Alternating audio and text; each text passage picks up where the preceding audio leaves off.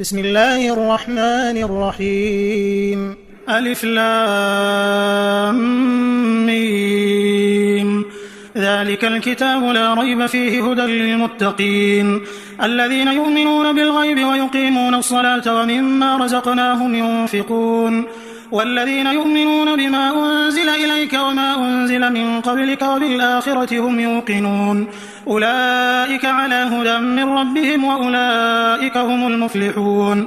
إن الذين كفروا سواء عليهم أأنذرتهم أم لم تنذرهم لا يؤمنون ختم الله على قلوبهم وعلى سمعهم وعلى أبصارهم غشاوة ولهم عذاب عظيم. ومن الناس من يقول آمنا بالله وباليوم الآخر وما هم بمؤمنين يخادعون الله والذين آمنوا وما يخدعون إلا أنفسهم وما يشعرون في قلوبهم مرض فزادهم الله مرضا ولهم عذاب أليم بما كانوا يكذبون. وإذا قيل لهم لا تفسدوا في الأرض قالوا إنما نحن مصلحون ألا إنهم هم المفسدون ولكن لا يشعرون. وإذا قيل لهم آمنوا كما آمن الناس قالوا أنؤمن كما آمن السفهاء ألا إنهم هم السفهاء ولكن لا يعلمون. وإذا لقوا الذين آمنوا قالوا آمنا وإذا خلوا إلى شياطينهم قالوا إنا معكم إنما نحن مستهزئون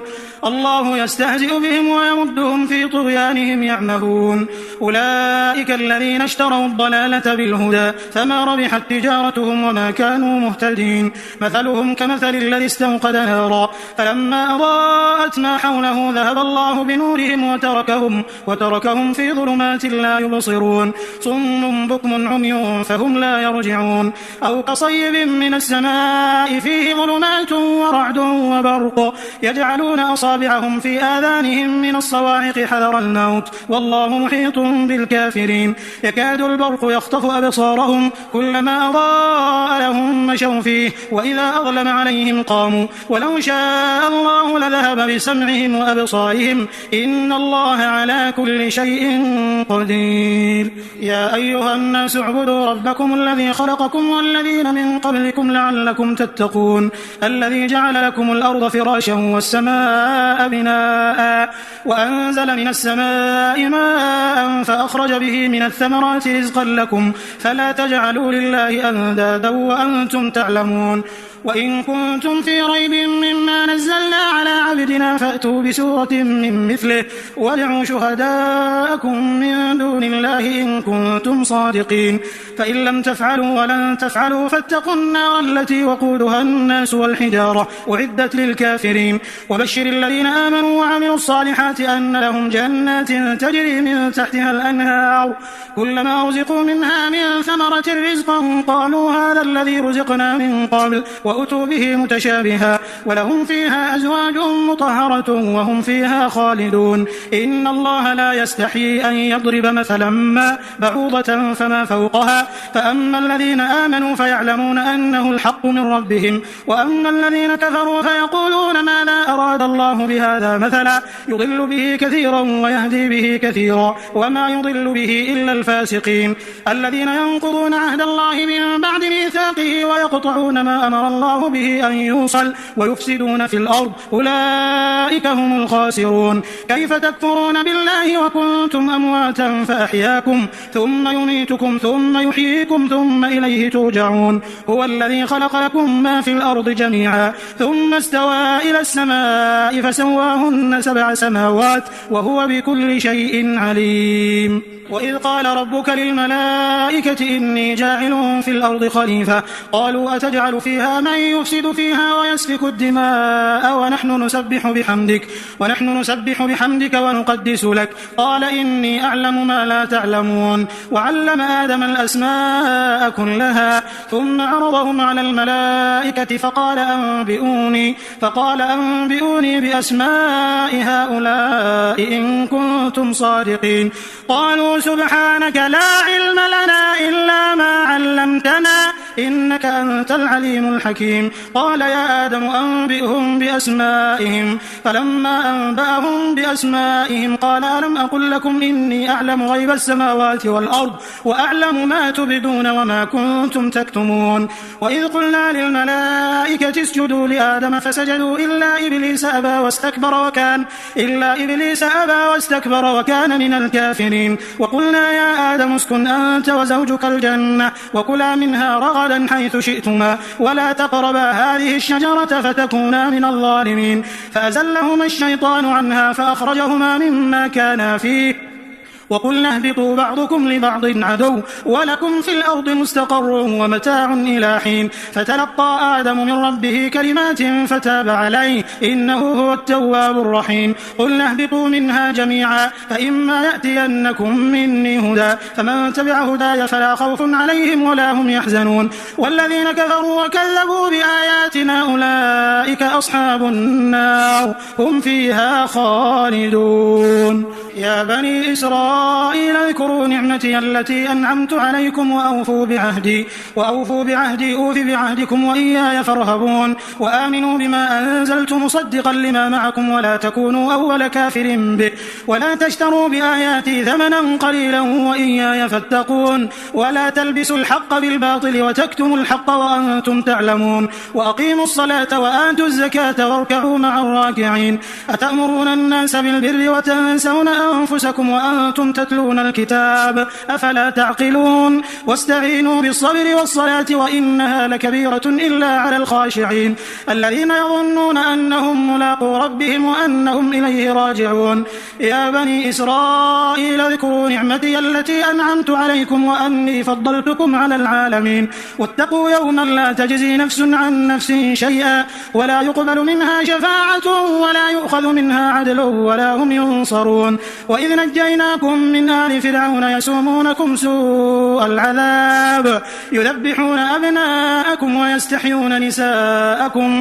وفي ذلكم بلاء من ربكم عظيم. وإذ فرقنا بكم البحر فأنجيناكم وأغرقنا آل فرعون وأنتم تنظرون. وإذ واعدنا موسى 40 ليلة ثم اتخذتم العجل من بعده وأنتم ظالمون ثم عفونا عنكم من بعد ذلك لعلكم تشكرون. وإذ آتينا موسى الكتاب والفرقان لعلكم تهتدون. وإذ قال موسى لقومه يا قوم إنكم ظلمتم أنفسكم باتخاذكم العجل فتوبوا إلى بارئكم فاقتلوا أنفسكم ذلكم خير لكم عند بارئكم فتاب عليكم إنه هو التواب الرحيم. وإذ قلتم يا موسى لن نؤمن لك حتى نرى الله جهرا فأخذتكم الصاعقة وأنتم تنظرون ثم بعثناكم من بعد موتكم لعلكم تشكرون. وظللنا عليكم الغمام وأنزلنا عليكم المن والسلوى كلوا من طيبات ما رزقناكم وما ظلمونا ولكن كانوا أنفسهم يظلمون.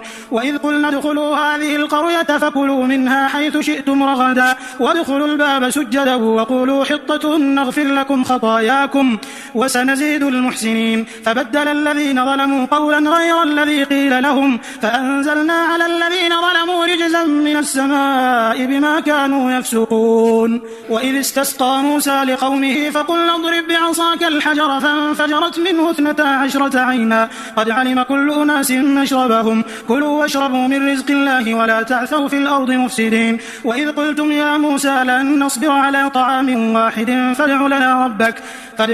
ربك يخرج لنا مما تنبت الأرض من بقلها وقثائها وفومها وعدسها وبصلها قال أتستبدلون الذي هو أدنى بالذي هو خير اهبطوا مصرا فإن لكم ما سألتم وضربت عليهم الذلة والمسكنة وباءوا بغضب من الله ذلك بأنهم كانوا يكفرون بآيات الله ويقتلون النبيين بغير الحق ذلك بما عصوا وكانوا يعتدون. إن الذين آمنوا والذين هادوا والنصارى والصابئين من آمن بالله واليوم الآخر وعمل صالحا فلهم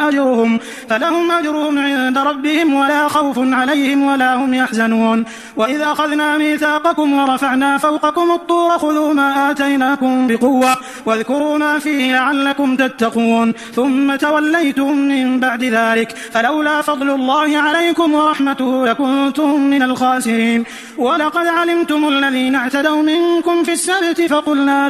فقلنا لهم كونوا قردة خاسئين فجعلناها نكالا لما بين يديها وما خلفها وموعظة للمتقين. وإذ قال موسى لقومه إن الله يأمركم أن تذبحوا بقرة قالوا أتتخذنا هزوا قال أعوذ بالله أن أكون من الجاهلين. قالوا ادع لنا ربك يبين لنا ما هي قال إنه يقول إنها بقرة لا فارض ولا بكر عوان بين ذلك فافعلوا ما تؤمرون. قالوا ادع لنا ربك يبين لنا ما لونها قال إنه يقول إنها بقرة صفراء فاقع لونها تسر الناظرين. قالوا ادع لنا ربك يبين لنا ما هي إن البقرة شابه علينا وإنا إن شاء الله لمهتدون. قال إنه يقول إنها بقرة لا ذلول تثير الأرض ولا تسقي الحرث مسلمة لا شية فيها. قالوا الآن جئت بالحق فذبحوها وما كادوا يفعلون. وإذ قتلتم نفسا فادارأتم فيها والله مخرج ما كنتم تكتمون. فقلنا اضربوه ببعضها كذلك يحيي الله الموتى ويريكم آياته لعلكم تعقلون. ثم قست قلوبكم من بعد ذلك فهي كالحجارة أو أشد قسوة وإن من الحجارة لما يتفجر منه الأنهار وإن منها لما يشقق فيخرج منه الماء وإن منها لما يهبط من خشية الله وما الله بغافل عما تعملون. أفتطمعون أن يؤمنوا لكم وقد كان فريق منهم يسمعون كلام الله ثم يحرفونه من بعد ما عقلوه وهم يعلمون. وإذا لقوا الذين آمنوا قالوا آمنا وإذا خلا بعضهم إلى بعض قالوا أتحدثونهم بما فتح الله عليكم ليحاجوكم به عند ربكم أفلا تعقلون. أولا يعلمون أن الله يعلم ما يسرون وما يعلنون. ومنهم أمنيون لا يعلمون الكتاب إلا أماني وإن هم إلا يظنون. فويل للذين يكتبون الكتاب بأيديهم ثم يقولون هذا من عند الله ليشتروا به ثمنا قليلا فويل لهم مما كتبت أيديهم وويل لهم مما يكسبون. وقالوا لن تمسنا النار إلا أياما معدودة قل أتخذتم عند الله عهدا فلن يخلف الله عهده أم تقولون على الله ما لا تعلمون. بلى من كسب سيئة وأحاطت به خطيئته فأولئك أصحاب النار هم فيها خالدون. والذين آمنوا وعملوا الصالحات أولئك أصحاب الجنة هم فيها خالدون. وإذ أخذنا ميثاق بني إسرائيل لا تعبدون إلا الله وبالوالدين إحسانا وذي القربى واليتامى والمساكين وقولوا للناس حسنا وأقيموا الصلاة وآتوا الزكاة ثم توليتم إلا قليلا منكم وأنتم معرضون. وإذ أخذنا ميثاقكم لا تسفكون دماءكم ولا تخرجون أنفسكم من دياركم ثم أقررتم وأنتم تشهدون ثم أنتم هؤلاء تقتلون أنفسكم وتخرجون فريقا منكم من ديارهم تظاهرون عليهم بالإثم والعدوان وإن يأتوكم أسارى تفادوهم وهو محرم عليكم إخراجهم أفتؤمنون ببعض الكتاب وتكفرون ببعض فما جزاء من يفعل ذلك منكم إلا خزي في الحياة الدنيا ويوم القيامة يردون إلى أشد العذاب وما الله بغافل عما تعملون. أولئك الذين اشتروا الحياة الدنيا بالآخرة فلا يخفف عنهم العذاب ولا هم ينصرون. ولقد آتينا موسى الكتاب وقفينا من بعده بالرسل وآتينا عيسى ابن مريم البينات وأيدناه بروح القدس أفكلما جاءكم رسول بما لا تهوى أنفسكم استكبرتم ففريقا كذبتم وفريقا تقتلون وقالوا قلوبنا غلف بل لعنهم الله بكفرهم فقليلا ما يؤمنون ولما جاءهم كتاب من عند الله مصدق لما معهم وكانوا من قبل يستفتحون على الذين كفروا فلما جاءهم ما عرفوا كفروا به فلعنة الله على الكافرين بئس ما اشتروا به أنفسهم أن يكفروا بما أنزل الله بغيا أن ينزل الله من فضله على من يشاء من عباده فباءوا بغضب على غضب وللكافرين عذاب مهين وإذا قيل لهم آمنوا بما أنزل الله قالوا نؤمن بما أنزل علينا ويكفرون بما وراءه وهو الحق مصدقا لما معهم قل فلم تقتلون أنبياء الله من قبل إن كنتم مؤمنين ولقد جاءكم موسى بالبينات ثم اتخذتم العجل من بعده وأنتم ظالمون وإذ أخذنا ميثاقكم ورفعنا فوقكم الطور خذوا ما آتيناكم بقوة واسمعوا قالوا سمعنا وعصينا وأشربوا في قلوبهم العجل بكفرهم قل بئس ما يأمركم به إيمانكم إن كنتم مؤمنين قل إن كانت لكم الدار الآخرة عند الله خالصة من دون الناس فتمنوا الموت إن كنتم صادقين ولن يتمنوه أبدا بما قدمت أيديهم والله عليم بالظالمين ولتجدنهم أحرص الناس على حياة ومن الذين أشركوا يود أحدهم لو يعمر 1000 سنة وما هو بمزحزحه من العذاب أن يعمر والله بصير بما يعملون قل من كان عدوا لجبريل فإنه نزله على قلبك بإذن الله مصدقا لما بين يديه وهدى وبشرى للمؤمنين من كان عدوا لله وملائكته ورسله وجبريل وميكال فإن الله عدو للكافرين ولقد أنزلنا إليك آيات بينات وما يكفر بها إلا الفاسقون أو كلما عاهدوا عهدا نبذه فريق منهم بل أكثرهم لا يؤمنون ولما جاءهم رسول من عند الله مصدق لما معهم نبذ فريق من الذين أوتوا الكتاب كتاب الله وراء ظهورهم كأنهم لا يعلمون واتبعوا ما تتلو الشياطين على ملك سليمان وما كفر سليمان ولكن الشياطين كفروا يعلمون الناس السحر وما أنزل على الملكين ببابل هاروت وماروت وما يعلمان من أحد حتى يقولا إنما نحن فتنة فلا تكفر فيتعلمون منهما ما يفرقون به بين المرء وزوجه وما هم بضارين به من أحد إلا بإذن الله ويتعلمون ما يضرهم ولا ينفعهم ولقد علموا لمن اشتراه ما له في الآخرة من خلاق ولبئس ما شروا به أنفسهم لو كانوا يعلمون ولو أنهم آمنوا واتقوا لمثوبة من عند الله خير لو كانوا يعلمون يا أيها الذين آمنوا لا تقولوا راعنا وقولوا انظرنا واسمعوا وللكافرين عذاب أليم ما يود الذين كفروا من أهل الكتاب ولا المشركين أن ينزل عليكم من خير من ربكم والله يختص برحمته من يشاء والله ذو الفضل العظيم ما ننسخ من آية أو ننسها نأتي بخير منها أو مثلها ألم تعلم أن الله على كل شيء قدير ألم تعلم أن الله له ملك السماوات والأرض وما لكم من دون الله من ولي ولا نصير أم تريدون أن تسألوا رسولكم كما سئل موسى من قبل ومن يتبدل الكفر بالإيمان فقد ضل سواء السبيل ود كثير من أهل الكتاب لو يردونكم من بعد إيمانكم كفارا حسدا من عند أنفسهم من بعد ما تبين لهم الحق فاعفوا واصفحوا حتى يأتي الله بأمره إن الله على كل شيء قدير وأقيموا الصلاة وآتوا الزكاة وما تقدموا لأنفسكم من خير تجدوه عند الله إن الله بما تعملون بصير وقالوا لن يدخل الجنة إلا من كان هودا أو نصارى تلك أمانيهم قل هاتوا برهانكم إن كنتم صادقين بلى من أسلم وجهه لله وهو محسن فله أجره عند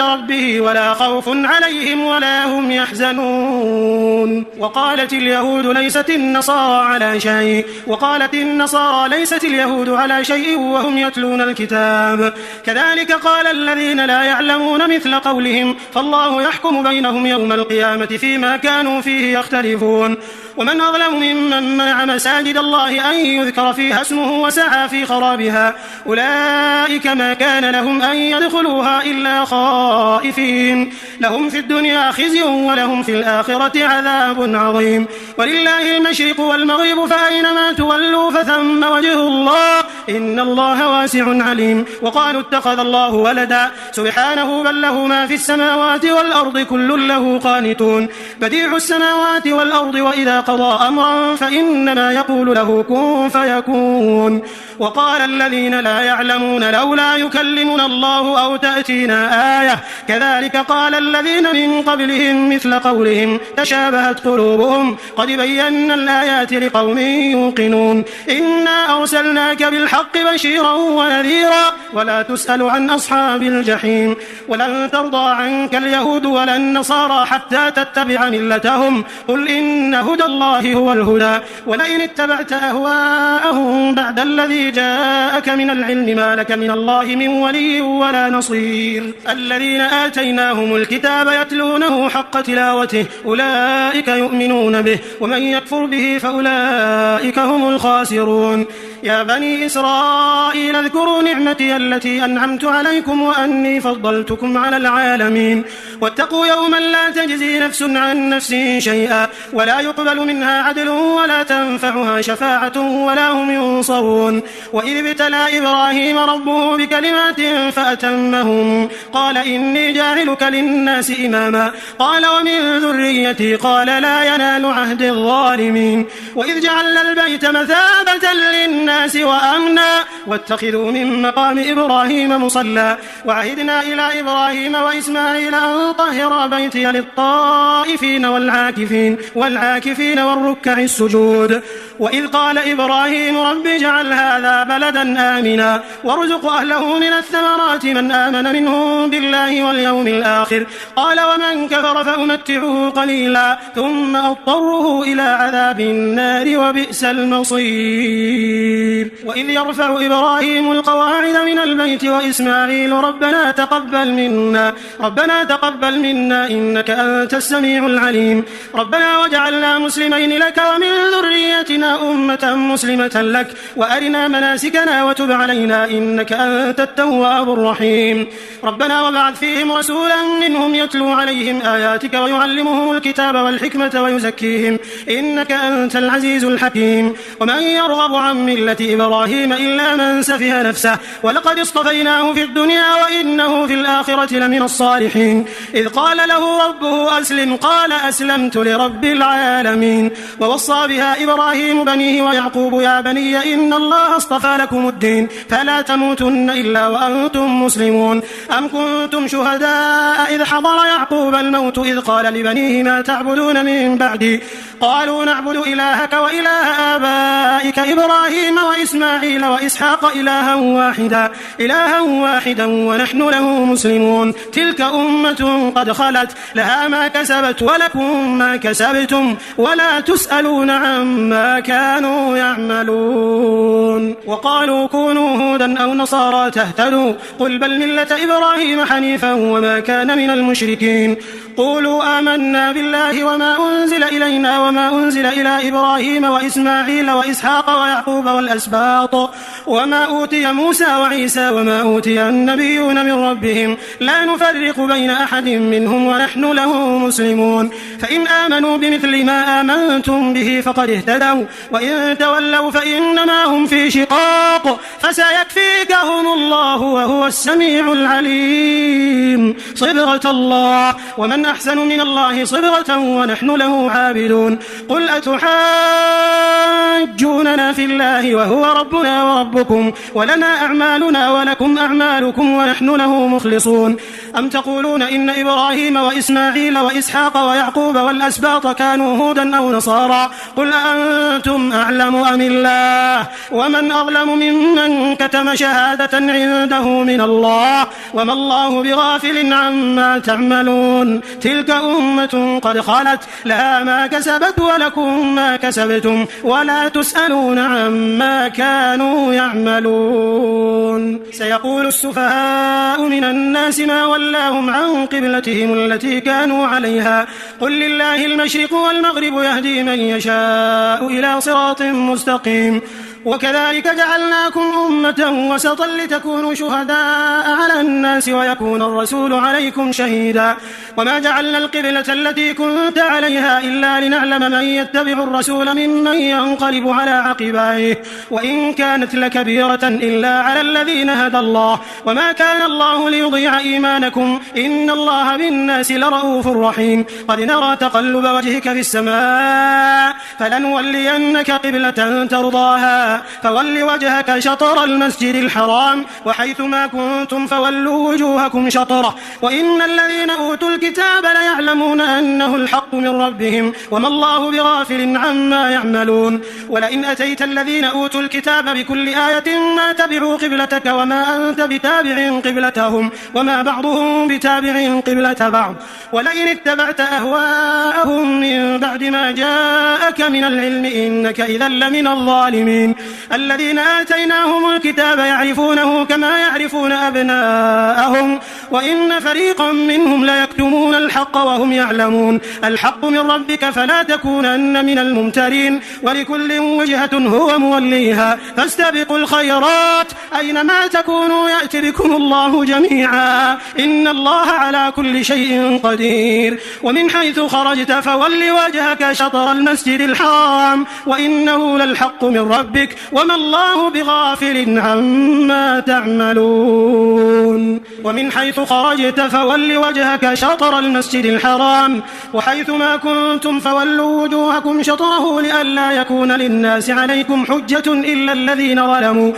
الذين ظلموا منهم فلا تخشوهم واخشوني ولأتم نعمتي عليكم ولعلكم تهتدون. كما أرسلنا فيكم رسولا منكم يتلو عليكم آياتنا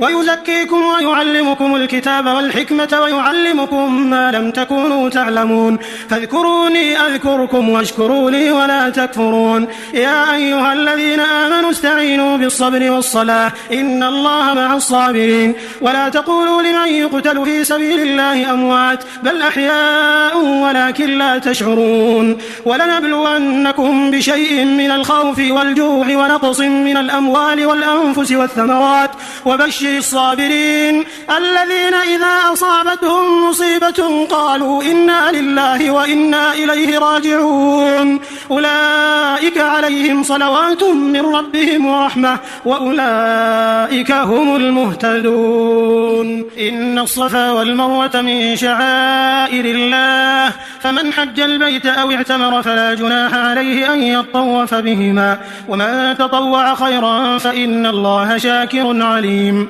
إن الذين يكتمون ما أنزلنا من البينات والهدى من بعد ما بيناه للناس في الكتاب أولئك يلعنهم الله ويلعنهم اللاعنون إلا الذين تابوا وأصلحوا وبينوا فأولئك أتوب عليهم وأنا التواب الرحيم. إن الذين كفروا وماتوا وهم كفار أولئك عليهم لعنة الله والملائكة والناس أجمعين خالدين فيها لا يخفف عنهم العذاب ولا هم ينظرون. وإلهكم إله واحد لا إله إلا هو الرحمن الرحيم. إن في خلق السماوات والأرض واختلاف الليل والنهار والفلك التي تجري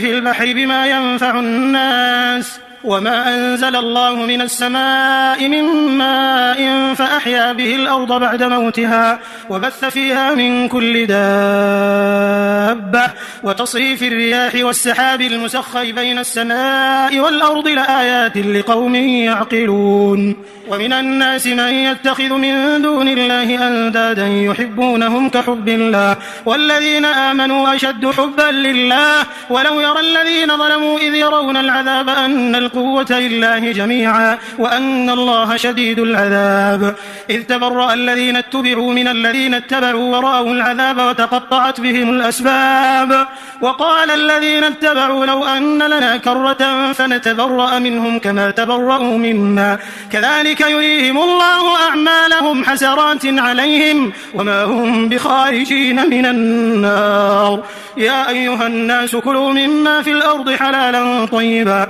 ولا تتبعوا خطوات الشيطان إنه لكم عدو مبين إنما يأمركم بالسوء والفحشاء وأن تقولوا على الله ما لا تعلمون وإذا قيل لهم اتبعوا ما أنزل الله قالوا بل نتبع ما ألفينا عليه آباءنا أولو كان آباؤهم لا يعقلون شيئا ولا يهتدون ومثل الذين كفروا كمثل الذي ينعق بما لا يسمع إلا دعاء ونداء صم بكم عمي فهم لا يعقلون يا أيها الذين آمنوا كلوا من طيبات ما رزقناكم واشكروا لله إن كنتم إياه تعبدون إنما حرم عليكم الميتة والدم ولحم الخنزير وما أهل به لغير الله فمن اضطر غير باغ ولا عاد فلا إثم عليه إن الله غفور رحيم إن الذين يكتمون ما أنزل الله من الكتاب ويشترون به ثمنا قليلا أولئك ما يأكلون في بطونهم إلا النار ولا يكلمهم الله يوم القيامة ولا يزكيهم ولهم عذاب أليم أولئك الذين اشتروا الضلالة بالهدى والعذاب بالمغفرة فما أصبرهم على النار ذلك بأن الله نزل الكتاب بالحق وإن الذين اختلفوا في الكتاب لفي شقاق بعيد ليس البر أن تولوا وجوهكم قبل المشرق والمغرب ولكن البر من آمن بالله واليوم الآخر والملائكة والكتاب والنبيين وآتى المال على حبه ذوي القربى واليتامى والمساكين وابن السبيل والسائلين وفي الرقاب وأقام الصلاة وآتى الزكاة والموفون بعهدهم إذا عاهدوا والصابرين في البأساء والضراء وحين البأس أولئك الذين صدقوا وأولئك هم المتقون يا أيها الذين آمنوا كتب عليكم القصاص في القتلى الحر بالحر والعبد بالعبد والأنثى بالأنثى فمن عفي له من أخيه شيء فاتباع بالمعروف وأداء إليه بإحسان ذلك تخفيف من ربكم ورحمة فمن اعتدى بعد ذلك فله عذاب أليم ولكم في القصاص حياة يا أولي الألباب لعلكم تتقون كتب عليكم إذا حضر أحدكم الموت إن ترك خيرا الوصية للوالدين والأقربين بالمعروف حقا على المتقين فمن بدله بعدما سمعه فإنما إثمه على الذين يبدلون إن الله سميع عليم فمن خاف من موص جنفا أو إثما فأصلح بينهم فلا إثم عليه إن الله غفور رحيم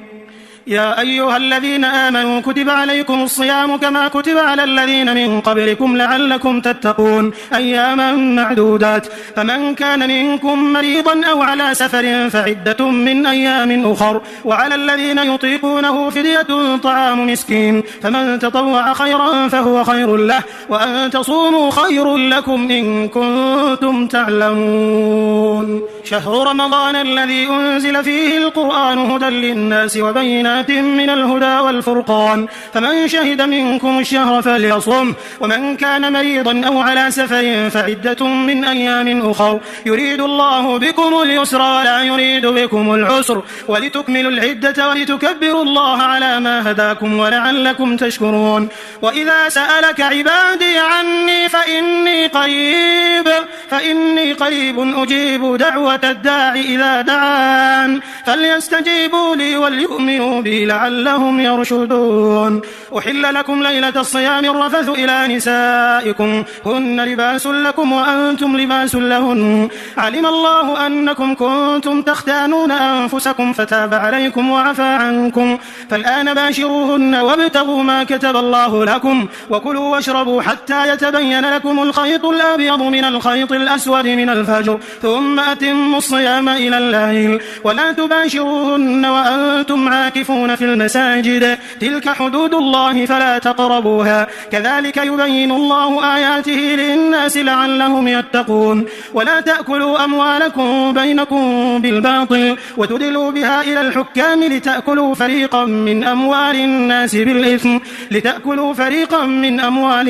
بالإثم وأنتم تعلمون. يسألونك عن الأهلة قل هي مواقيت للناس والحج وليس البر بأن تأتوا البيوت من ظهورها ولكن البر من اتقى وأتوا البيوت من أبوابها واتقوا الله لعلكم تفلحون. وقاتلوا في سبيل الله الذين يقاتلونكم ولا تعتدوا إن الله لا يحب المعتدين. وقتلوهم حيث ثقفتموهم وأخرجوهم من حيث أخرجوكم والفتنة أشد من القتل ولا تقاتلوهم عند المسجد الحرام حتى يقاتلوكم فيه فإن قاتلوكم فاقتلوهم كذلك جزاء الكافرين فإن انتهوا فإن الله غفور رحيم. وقاتلوهم حتى لا تكون فتنة ويكون الدين لله فإن انتهوا فلا عدوان إلا على الظالمين. الشهر الحرام بالشهر الحرام والحرمات قصاص فمن اعتدى عليكم فاعتدوا عليه بمثل ما اعتدى عليكم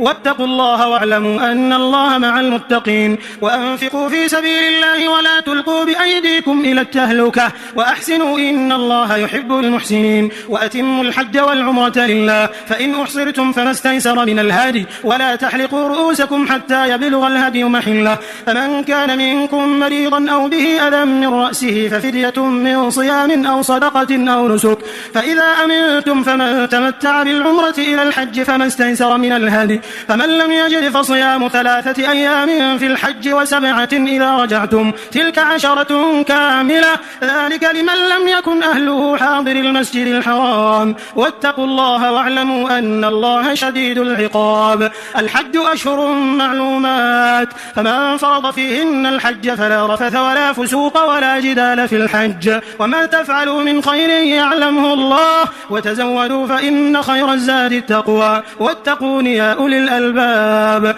ليس عليكم جناح أن تبتغوا فضلا من ربكم فإذا أفضتم من عرفات فاذكروا الله عند المشعر الحرام واذكروه كما هداكم وإن كنتم من قبله لمن الضالين ثم أفيضوا من حيث أفاض الناس واستغفروا الله إن الله غفور رحيم. فإذا قضيتم مناسككم فاذكروا الله كذكركم آباءكم أو أشد ذكرا فمن الناس من يقول ربنا آتنا في الدنيا وما له في الآخرة من خلاق ومنهم من يقول ربنا آتنا في الدنيا حسنة وفي الآخرة حسنة وقنا عذاب النار أولئك لهم نصيب مما كسبوا والله سريع الحساب. واذكروا الله في أيام معدودات فمن تعجل في يومين فلا إثم عليه ومن تأخر فلا إثم عليه لمن اتقى واتقوا الله واعلموا أنكم إليه تحشرون. ومن الناس من يعجبك قوله في الحياة الدنيا ويشهد الله على ما في قلبه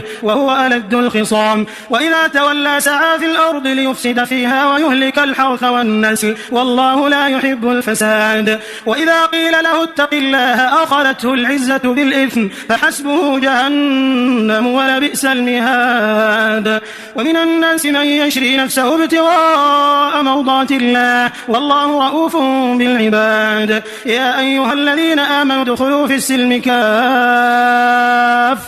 ولا تتبعوا خطوات الشيطان إنه لكم عدو مبين فإن زللتم من بعد ما جاءتكم البينات فاعلموا أن الله عزيز حكيم هل ينظرون إلا أن يأتيهم الله في ظلل من الغمام والملائكة وقضي الأمر وإلى الله ترجع الأمور سل بني إسرائيل كم آتيناهم من آية بينة ومن يبدل نعمة الله من بعد ما جاءته فإن الله شديد العقاب زين للذين كفروا الحياة الدنيا ويسخرون من الذين آمنوا والذين اتقوا فوقهم يوم القيامة والله يرزق من يشاء بغير حساب كان الناس أمة واحدة فبعث الله النبيين مبشرين ومنذرين وأنزل معهم الكتاب بالحق ليحكم بين الناس فيما اختلفوا فيه وما اختلف فيه إلا الذين أوتوه من بعد ما جاءتهم البينات بغيا بينهم فهدى الله الذين آمنوا لما اختلفوا فيه من الحق بإذنه والله يهدي من يشاء إلى صراط مستقيم أم حسبتم أن تدخلوا الجنة ولما يأتكم مثل الذين خلوا من قبلكم مستهم البأساء والضراء وزلزلوا حتى يقول الرسول والذين آمنوا معه متى نصر الله ألا إن نصر الله قريب يسألونك ماذا ينفقون قل ما أنفقتم من خير فللوالدين والأقربين واليتامى والمساكين وابن السبيل وما تفعلوا من خير فإن الله به عليم كتب عليكم القتال وهو كره لكم وعسى أن تكرهوا شيئا وهو خير لكم وعسى أن تحبوا شيئا وهو شر لكم والله يعلم وأنتم لا تعلمون يسألونك عن الشهر الحرام قتال فيه قل قتال فيه كبير وصد عن سبيل الله وكفر به والمسجد الحرام وإخراج أهله منه أكبر عند الله والفتنة أكبر من القتل ولا يزالون يقاتلونكم حتى يردوكم عن دينكم إن استطاعوا ومن يرتد منكم عن دينه فيمت وهو كافر فأولئك حبطت أعمالهم في الدنيا والآخرة وأولئك أصحاب النار هم فيها خالدون إن الذين آمنوا والذين هاجروا وجاهدوا في سبيل الله أولئك يرجون رحمة الله والله غفور رحيم يسألونك عن الخمر والميسر قل فيهما إثم كبير ومنافع للناس وإثمهما أكبر من نفعهما ويسألونك ماذا ينفقون قل العفو كذلك يبين الله لكم الآيات لعلكم تتفكرون في الدنيا والآخرة ويسألونك عن اليتامى قل إصلاح لهم خير وإن تخالطوهم فإخوانكم والله يعلم المفسد من المصلح ولو شاء الله لأعنتكم إن الله عزيز حكيم ولا تنكحوا المشركات حتى يؤمنوا ولأمة مؤمنة خير من مشركة ولو أعجبتكم ولا تنكحوا المشركين حتى يؤمنوا ولعبد مؤمن خير من مشرك ولو أعجبكم أولئك يدعون إلى النار والله يدعو إلى الجنة والمغفرة بإذنه ويبين آياته للناس لعلهم يتذكرون ويسألونك عن المحيض قل هو أذى فاعتزلوا النساء في المحيض ولا تقربوهن حتى يطهرن فإذا تطهرن فأتوهن من حيث أمركم الله إن الله يحب التوابين ويحب المتطهرين نساؤكم حرث لكم فأتوا حرثكم أن شئتم وقدموا لأنفسكم واتقوا الله واعلموا أنكم ملاقوه وبشر المؤمنين ولا تجعلوا الله عرضة لأيمانكم أن تبروا وتتقوا وتصلحوا بين الناس والله سميع عليم لا يؤاخذكم الله باللغو في أيمانكم ولكن يؤاخذكم بما كسبت قلوبكم والله غفور حليم للذين يؤلون من نسائهم تربص 4 أشهر فإن فاءوا فإن الله غفور رحيم وإن عزموا الطلاق فإن الله سميع عليم والمطلقات يتربصن بأنفسهن 3 قروء ولا يحل لهن أن يكتمن ما خلق الله في أرحامهن إن كن يؤمن بالله واليوم الآخر وبعولتهن أحق بردهن في ذلك إن أرادوا إصلاحا ولهن مثل الذي عليهن بالمعروف وللرجال عليهن درجة والله عزيز حكيم الطلاق مرتان فإمساك بمعروف أو تسريح بإحسان ولا يحل لكم أن تأخذوا مما آتيتموهن شيئا إلا أن يخافا ألا يقيما حدود الله فإن خفتم ألا يقيما حدود الله فلا جناح عليهما فيما افتدت به تلك حدود الله فلا تعتدوها ومن يتعد حدود الله فأولئك هم الظالمون فإن طلقها فلا تحل له من بعد حتى تنكح زوجا غيره فإن طلقها فلا جناح عليهما أن يتراجعا إن ظنا أن يقيما حدود الله وتلك حدود الله يبينها لقوم يعلمون وإذا طلقتم النساء فبلغن أجلهن فأمسكوهن بمعروف أو سرحوهن بمعروف ولا تمسكوهن ضرارا لتعتدوا ومن يفعل ذلك فقد ظلم نفسه ولا تتخذوا آيات الله هزوا واذكروا نعمة الله عليكم وما أنزل عليكم من الكتاب والحكمة يعظكم به واتقوا الله واعلموا أن الله بكل شيء عليم وإذا طلقتم النساء فبلغن أجلهن فلا تعضلوهن أن ينكحن أزواجهن إذا تراضوا بينهم بالمعروف ذلك يوعظ به من كان منكم يؤمن بالله واليوم الآخر ذلكم أزكى لكم وأطهر والله يعلم وأنتم لا تعلمون والوالدات يرضعن أولادهن حولين كاملين لمن أراد أن يتم الرضاعة وعلى المولود له رزقهن وكسوتهن بالمعروف لا تكلف نفس إلا وسعها لا تضار والدة بولدها ولا مولود له بولده وعلى الوارث مثل ذلك فإن أرادا فصالا عن تراض منهما وتشاور فلا جناح عليهما وإن أردتم أن تسترضعوا أولادكم فلا جناح عليكم إذا سلمتم ما آتيتم بالمعروف واتقوا الله واعلموا أن الله بما تعملون بصير والذين يتوفون منكم ويذرون أزواجا يتربصن بأنفسهن 4 أشهر و10 فإذا بلغن أجلهن فلا جناح عليكم فيما فعلن في أنفسهن بالمعروف والله بما تعملون خبير ولا جناح عليكم فيما عرضتم به من خطبة النساء أو أكننتم في أنفسكم علم الله أنكم ستذكرونهن ولكن لا تواعدوهن سرا إلا أن تقولوا قولا معروفا ولا تعزموا عقدة النكاح حتى يبلغ الكتاب أجله واعلموا أن الله يعلم ما في أنفسكم فاحذروه واعلموا أن الله غفور حليم لا جناح عليكم إن طلقتم النساء ما لم تمسوهن أو تفرضوا لهن فريضة ومتعوهن على الموسع قدره وعلى المقتر قدره متاعا بالمعروف حقا على المحسنين وإن طلقتموهن من قبل أن تمسوهن وقد فرضتم لهن فريضة فنصف ما فرضتم إلا أن يعفون أو يعفو الذي بيده عقدة النكاح وأن تعفوا أقرب للتقوى ولا تنسوا الفضل بينكم إن الله بما تعملون بصير حافظوا على الصلوات والصلاة الوسطى وقوموا لله قانتين فإن خفتم فرجالا أو ركبانا فإذا أمنتم فاذكروا الله كما علمكم ما لم تكونوا تعلمون والذين يتوفون منكم ويذرون أزواجا وصية لأزواجهم متاعا إلى الحول غير إخراج فإن خرجن فلا جناح عليكم فيما فعلن في أنفسهن من معروف والله عزيز حكيم وللمطلقات متاع بالمعروف حقا على المتقين كذلك يبين الله لكم آياته لعلكم تعقلون ألم تر إلى الذين خرجوا من ديارهم وهم ألوف حذر الموت فقال لهم الله موتوا ثم أحياهم إن الله لذو فضل على الناس ولكن أكثر الناس لا يشكرون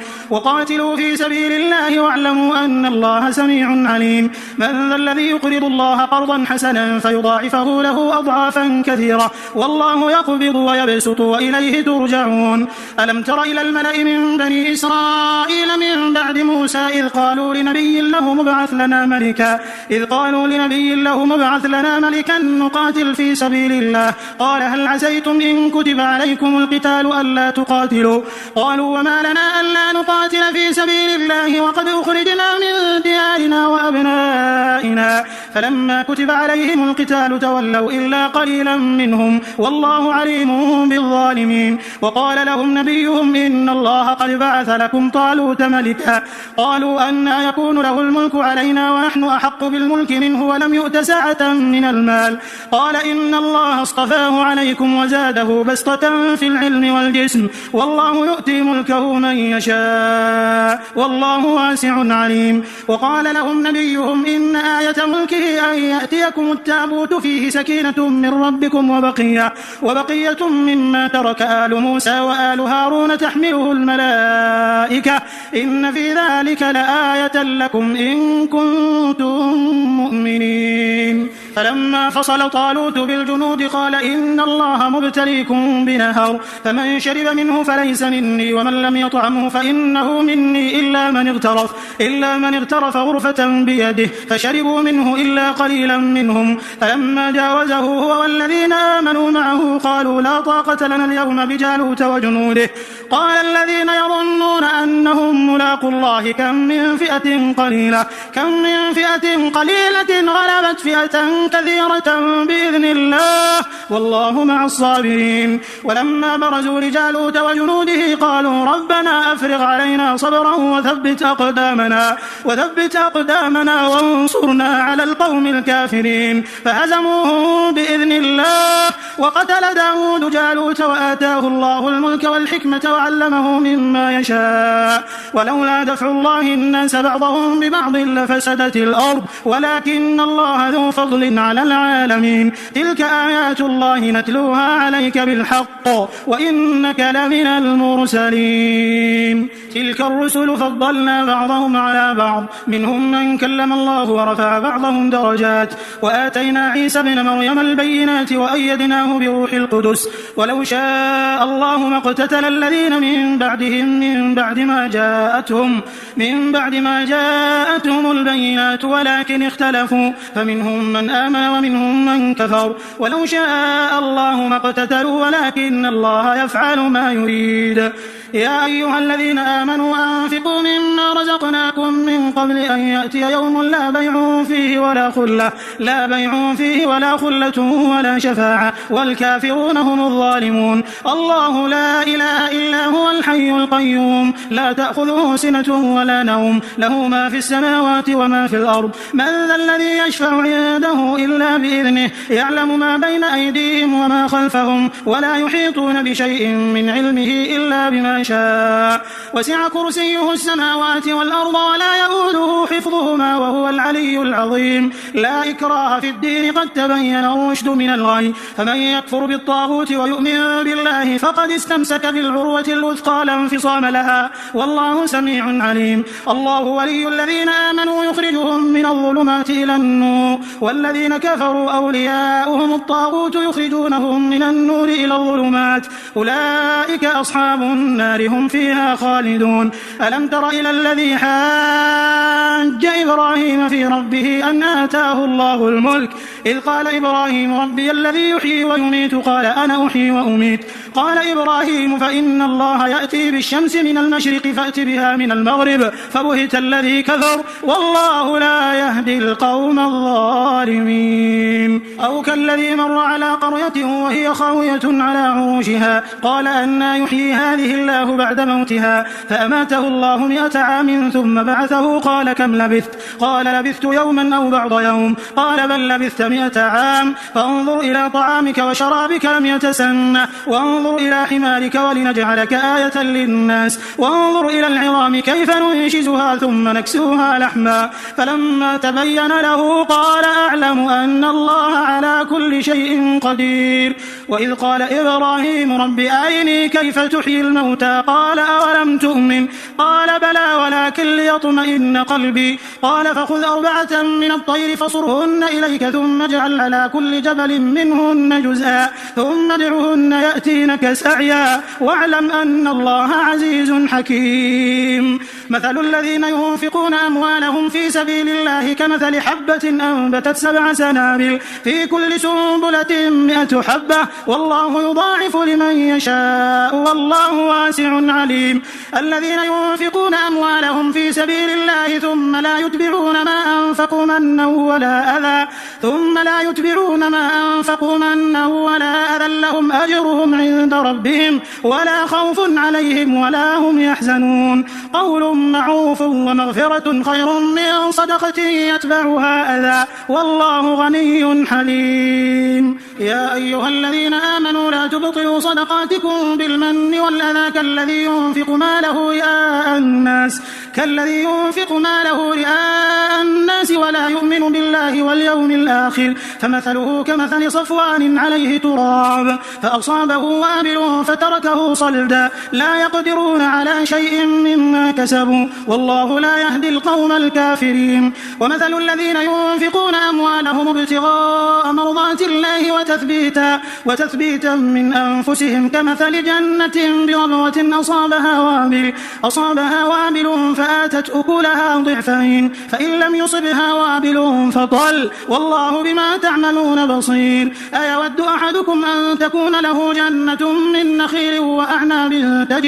تجري من تحتها الأنهار له فيها من كل الثمرات وأصابه الكبر وله ذرية ضعفاء فأصابها إعصار فيه نار فاحترقت كذلك يبين الله لكم الآيات لعلكم تتفكرون. يا أيها الذين آمنوا أنفقوا من طيبات ما كسبتم ومما أخرجنا لكم من الأرض ولا تيمموا الخبيث منه تنفقون ولستم بآخذه إلا أن تغمضوا فيه واعلموا أن الله غني حميد. الشيطان يعدكم الفقر ويأمركم بالفحشاء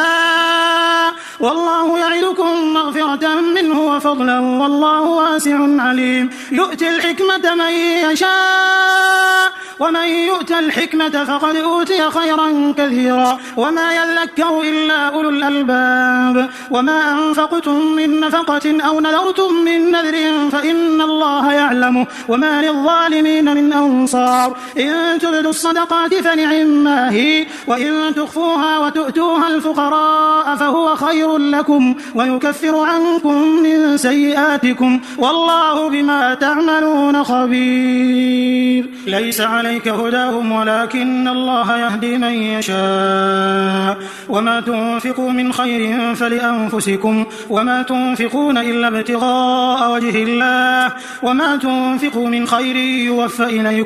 يوفى إليكم وأنتم لا تظلمون. للفقراء الذين أحصروا في سبيل الله لا يستطيعون ضربا في الأرض يحسبهم الجاهل أغنياء من التعفف تعرفهم بسيماهم لا يسألون الناس إلحافا وما تنفقوا من خير فإن الله به عليم. الذين ينفقون أموالهم بالليل والنهار سرا وعلانية